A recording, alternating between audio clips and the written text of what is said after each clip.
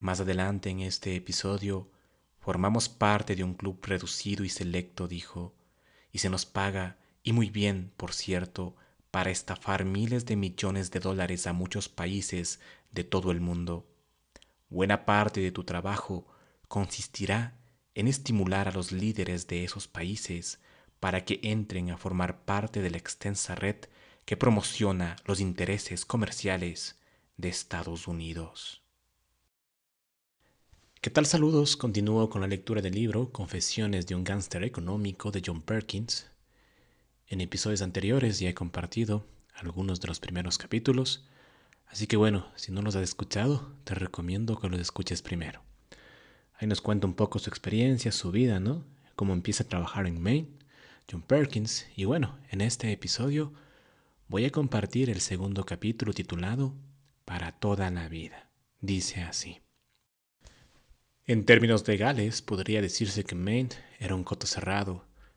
Apenas un 5% de sus 2.000 empleados, los llamados socios principales, tenían todas las acciones. Su posición era muy envidiada. No solo mandaban, sino que además se llevaban la mayor parte del pastel. Su actitud fundamental, la discreción, porque trataban con jefes de Estado y otros altos dirigentes acostumbrados a exigir de sus asesores, como abogados y psicoterapeutas, por ejemplo, el mayor respeto a las normas de la más estricta confidencialidad. Hablar con la prensa era un tabú. No se toleraba y punto. Como resultado, casi nadie fuera de la empresa sabía quién era Maine, a diferencia de otras competidoras nuestras, más conocidas como Arthur D. Lidl, Stone Webster, Brown Root, Halliburton y Vector. He utilizado la palabra competidoras en sentido figurado porque Maine en realidad era jugadora única en su propia liga. La mayoría de los profesionales contratados eran ingenieros, pero no teníamos ninguna maquinaria ni construíamos nada, ni que fuese un barrancón para guardar trastos. Muchos empleados eran exoficiales, pero no teníamos ningún contrato con el Departamento de Defensa ni ningún otro organismo de los militares. Estábamos en una rama comercial tan diferente de las normales que me costó varios meses averiguar de qué se trataba. Solo sabía que mi primer destino real iba a ser Indonesia y que formaría parte de un equipo de 11 hombres enviados a elaborar un plan maestro de aprovisionamiento energético para la isla de Java. También me di cuenta de que Einar y los demás que me comentaban la misión andaban empeñados en persuadirme de que la economía de Java estaba en fase de rápido crecimiento y que, si quería perfilarme como buen observador, digno de ofrecerme un ascenso, por lo tanto, mis proyecciones económicas debían demostrar eso precisamente, ¿no? Están que se salen del mapa, gustaba decir Einar. Alzaba los dedos del papel simulando un vuelo planeado y agregaba, una economía que va a despegar como un pájaro. Einar salía a menudo de viaje, pero sus ausencias solían durar solo 2 o 3 días. Nadie hablaba mucho de ello, ni parecía que estuvieran enterados de dónde iba. Cuando aparecía por los despachos, a menudo me invitaba al suyo para tomar unos cafés y charlar. Entonces me preguntaba, Porán, por nuestro nuevo apartamento o por el gato que nos había traído de Ecuador. Cuando empecé a conocerlo un poco más, me animé a dirigirle preguntas sobre su trabajo y sobre lo que se esperaba que yo hiciera en el mío, pero nunca recibí una contestación satisfactoria. Era maestro en el arte de desviar las conversaciones. Una de esas veces me asestó una mirada peculiar. No tienes de qué preocuparte, me dijo. Tenemos grandes planes para ti. El otro día estuve en Washington y se interrumpió a sí mismo con una sonrisa inescrutable. En cualquier caso, ya sabes que tenemos un propio proyecto importante en Kuwait. Será poco antes de que salgas para Indonesia. Te aconsejo que aproveches algo de tu tiempo para informarte acerca de Kuwait. La Biblioteca Pública de Boston es un sitio estupendo para ello y podemos conseguirte pases para la del MIT y de Harvard. En consecuencia, pasé muchas horas en estas bibliotecas, sobre todo en la pública de Boston, pues quedaba cerca de la oficina y casi pegada a mi apartamento en Back Bay. Me familiaricé con Kuwait y además descubrí muchos libros de estadística económica publicados por Naciones Unidas, el Fondo Monetario Internacional y el Banco Mundial. Sabiendo que se me exigiría la elaboración de modelos econométricos para Indonesia y Java, se me ocurrió que podría entrenarme preparando uno para Kuwait. Sin embargo, yo había estudiado administración de empresas y no estaba preparado para realizar cálculos econométricos, así que dediqué la mayor parte del tiempo a tratar de cubrir esa laguna. Incluso me apunté a un par de cursos sobre la cuestión. En este proceso descubrí que las estadísticas pueden manipularse y dar lugar a una gama de conclusiones muy amplia, incluyendo las que corroboren las preferencias del analista. Maint era una corporación machista.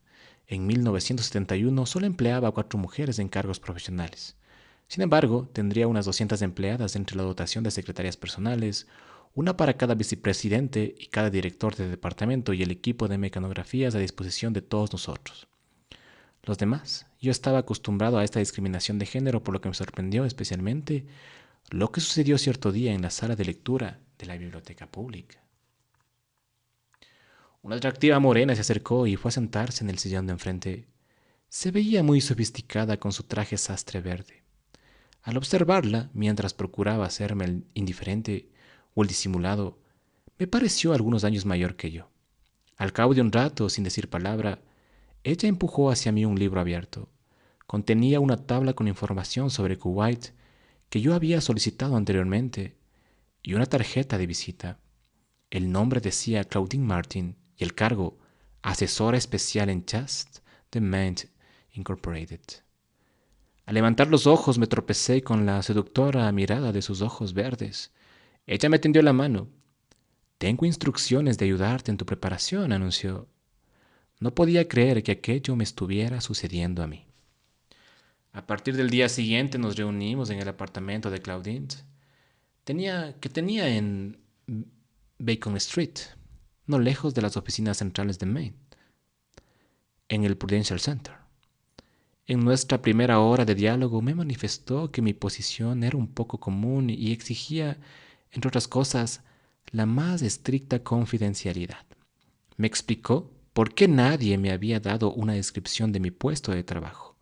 Nadie estaba autorizado a hacerlo, excepto ella.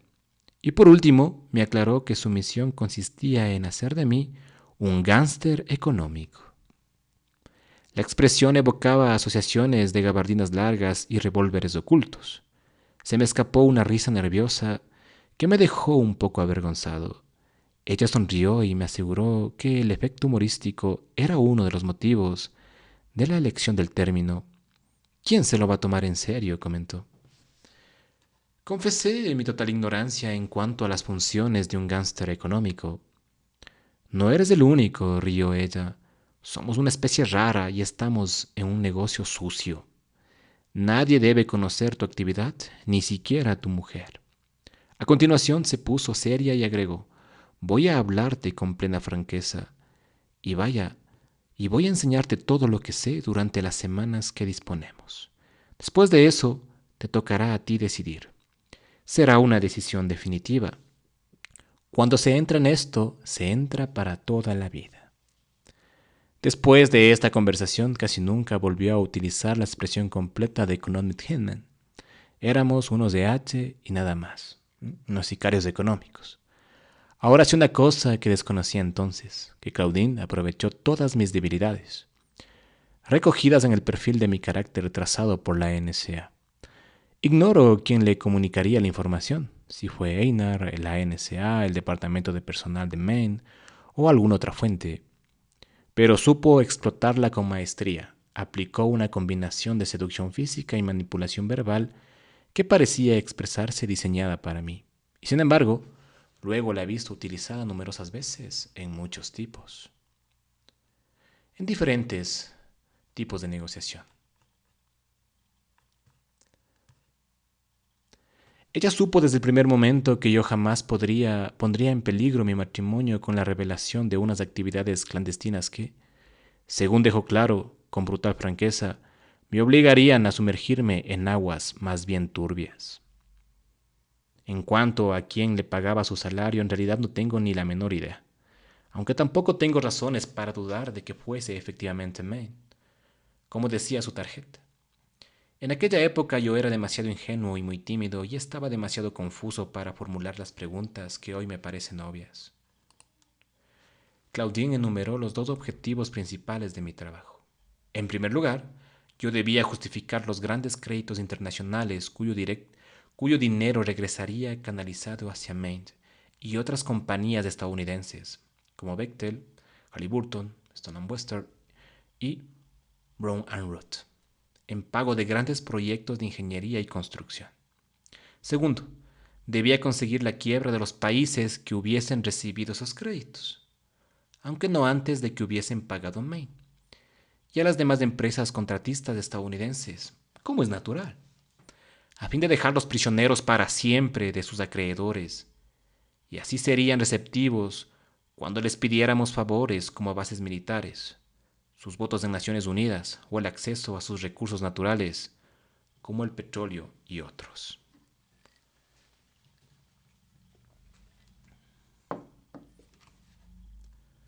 Mi trabajo, siguió explicando, consistiría en estudiar los países y elaborar previsiones sobre los efectos de esas inversiones multimillonarias en dólares.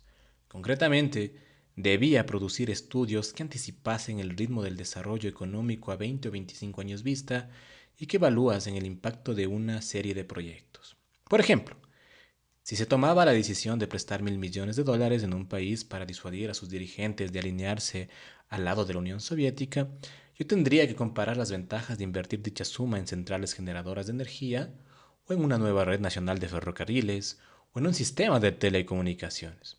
O si las órdenes eran que se le concediese al país la oportunidad de dotarse de un moderno sistema público de suministro eléctrico, yo debía presentar cifras que demostrasen que dicho sistema produciría un desarrollo económico suficiente para justificar la cuantía del empréstito.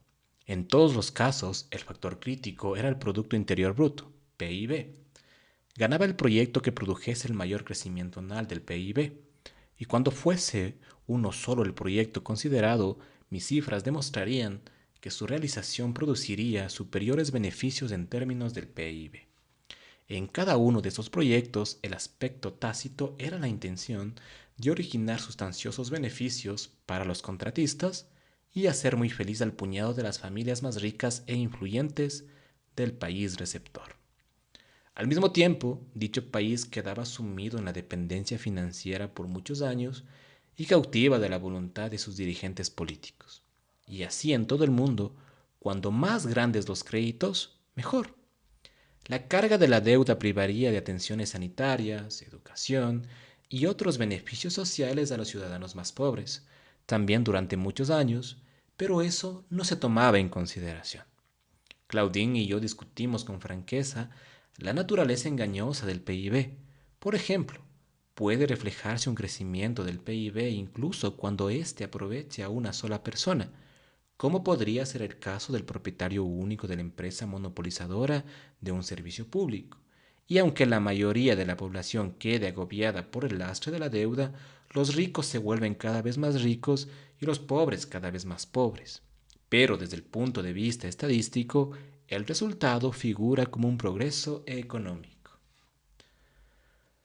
Lo mismo que la ciudadanía estadounidense en general, muchos empleados de Maine creían que estábamos haciendo favores a los países donde se construían las centrales eléctricas, las carreteras y los puertos. Nuestras escuelas y nuestros periódicos nos han enseñado a percibir como actos de altruismo todo lo que hacemos. En los años transcurridos he escuchado muchas veces comentarios como el siguiente: puesto que no hacen más que salir a quemar nuestra bandera y manifestarse delante de nuestra embajada, ¿por qué no nos vamos de su condenado país y que se revuelquen en su propia miseria? Las personas que dicen cosas así muchas veces tienen diplomas que certifican su excelente educación. Pero esas personas no tienen ni idea de que establecemos embajadas en todos los países del mundo para servir a nuestros intereses. Y estos, durante la segunda mitad del siglo XX, se han concretado en la metamorfosis de la República estadounidense en un imperialismo global. Pese a su Pese a sus títulos, las personas aludidas son tan ignorantes como aquellos colonizadores del siglo XVIII, cuando creían a pie juntillas que los indios que peleaban por defender sus tierras eran siervos del diablo. Transcurridos algunos meses, yo viajaría a la isla de Java, perteneciente al Estado indonesio y descrita en la época como la parcela más superpoblada del planeta. Dicho sea de paso, Indonesia era un país productor de petróleo, además de musulmán y semillero de actividades comunistas. Es la ficha siguiente del dominio después de Vietnam. Es preciso que nos ganemos a los indonesios. Si ellos también se unen al bloque comunista. Bueno, me dijo una vez, me dijo una vez Claudine, cruzándose la garganta con el dedo índice mientras sonreía dulcemente. Limitémonos a decir que debes presentar una proyección muy optimista sobre esa economía y de cómo prosperará una vez que estén construidas todas esas centrales y líneas de distribución eléctrica. Eso proporcionará a USAID y a la banca internacional la justificación para los créditos. Tú recibirás una buena remuneración, por supuesto, y podrás pasar a nuevos proyectos en otros lugares exóticos. El mundo es tu carrito del supermercado. Pero no dejó de advertirme que mi trabajo iba a ser duro. Los expertos de los bancos irán por ti. El trabajo de ellos consiste en descubrir los fallos de tus proyecciones. Ellos quedan bien cuando consiguen hacerte quedar mal. Cierto día le recordé a Claudine que en el equipo que Maine enviaría a Java estaba formado por 10 hombres además de mí y le pregunté si todos estaban recibiendo el mismo tipo de entrenamiento. Ella me aseguró que no. Ellos son ingenieros, dijo. Proyectan las centrales, las líneas de transporte y de distribución, así como los puertos y las carreteras para traer el combustible. Tú eres el que predice el futuro. De tus previsiones depende el tamaño de los sistemas que ellos proyecten y la magnitud de los créditos. ¿Ya lo ves? Tú eres la clave. O sea, las proyecciones, más que la necesidad propia del país, se hacían, bueno, ¿no? En la base de la proyección económica supuesta que hacía este sujeto de lo que va a ganar el país.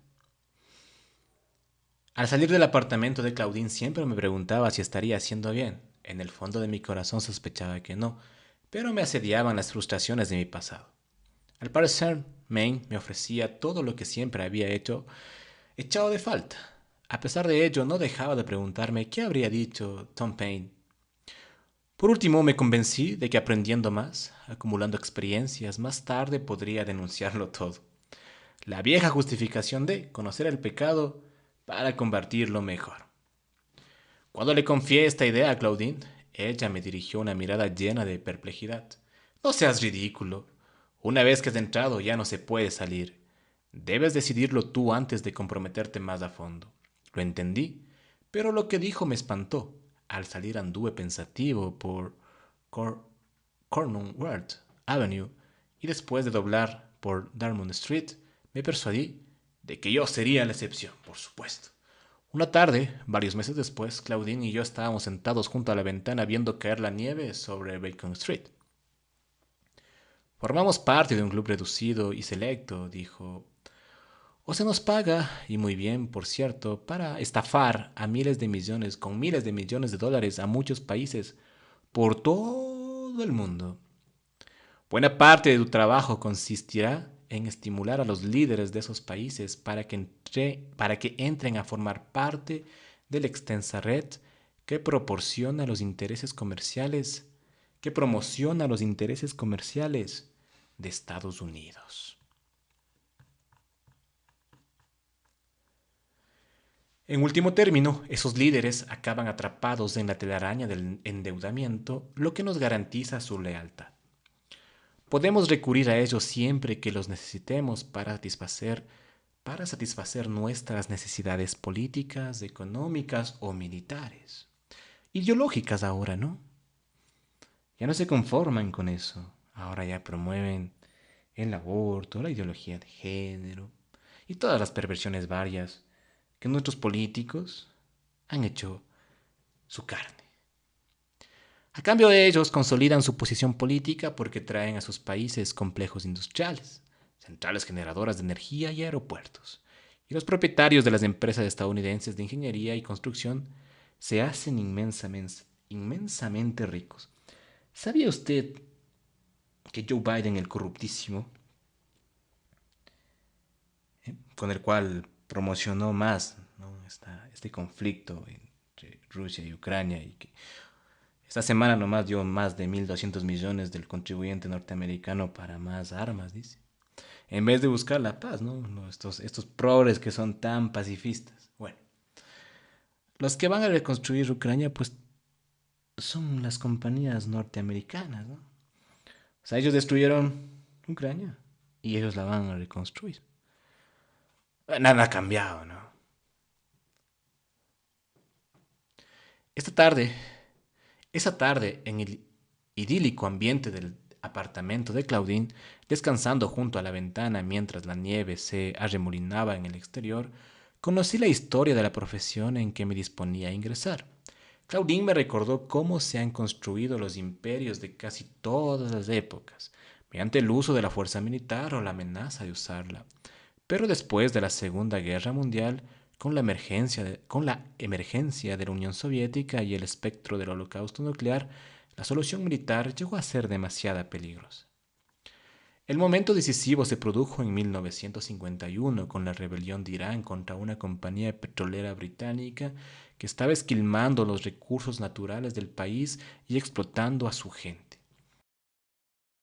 Esta compañía fue la antecesora de British Petroleum, la actual BP. En respuesta, un primer ministro iraní democráticamente elegido y muy popular fue el personaje del año en la revista Time en 1951. Mohammad Mossadegh nacionalizó todos los yacimientos petrolíferos iraníes. Los indignados ingleses solicitaron ayuda a sus aliados de la Segunda Guerra Mundial, los estadounidenses, pero ambos países temieron que unas represalias militares provocasen la reacción soviética en favor de Irán. Por tanto, en vez de enviar la infantería marina, Washington despachó a Kermit Roosevelt, nieto de Teodoro y agente de la CIA. Su actuación fue brillante. Conquistó muchas voluntades mediante amenazas y sobornos. Con estas complicidades organizó algaradas callejeras y manifestaciones violentas, lo cual creó la impresión de que Mossadegh era un ministro tan impopular como inepto. Finalmente Mossadegh cayó y pasó el resto de su vida en arresto domiciliario. El proamericano Mohammad Reza se erigió en dictador indiscutible. De esta manera, Kermit Roosevelt creó el escenario para una nueva profesión, la misma cuyas filas me disponía a sumarme. Además de reconfigurar toda la historia del Oriente Próximo, la táctica de Roosevelt, arrinconada de una vez por todas las viejas estrategias de la construcción de imperios, también coincidió con los primeros experimentos de acciones militares limitadas no nucleares, de cuya doctrina resultaron finalmente para los Estados Unidos las humillaciones de Corea y Vietnam. Bueno, ahora deberíamos sumarle también la de Afganistán, ¿no? En 1968, el año en que fui entrevistado por la NSA, era ya evidente que si Estados Unidos quería realizar el sueño de un imperio global, tal como lo habían planteado hombres como los presidentes Johnson y Nixon, tendría que recurrir a estrategias calcadas del ejemplo iraní sentado por Roosevelt. Era la única manera de derrocar a los soviéticos sin recurrir en el riesgo de una guerra nuclear. Por si acaso, la NSA es la Agencia Nacional de Seguridad, ¿no?, de los Estados Unidos. Restaba un problema, no obstante. Kermit Roosevelt había sido un agente de la CIA. Las consecuencias habrían podido ser funestas si lo hubiesen atrapado. Él orquestó la primera operación de Estados Unidos para derribar a un gobierno extranjero. Era probable que se recurriese a este expediente muchas veces más, pero interesaba buscar un planteamiento que no implicase directamente a Washington. Por fortuna para los estrategas, la década de 1960 fue también testigo de otra revolución, el auge de las corporaciones multinacionales y de los organismos internacionales como el Banco Mundial y el FMI. Estos dependían para su financiación principalmente de Estados Unidos y de nuestros primos europeos, también constructores de imperios. Se desarrolló una relación simbiótica entre el gobierno, las empresas y los organismos internacionales. En la época en que me matriculé en la EADE de Boston, la solución al problema Roosevelt, percibido como agente de la CIA, estaba ya bien diseñada. Las agencias de inteligencia estadounidenses, entre ellas la NSA, identificarían a posibles EHM o Economic Hitman, ¿no? Los sicarios económicos, y estos podrían a continuación ser contratados por las multinacionales.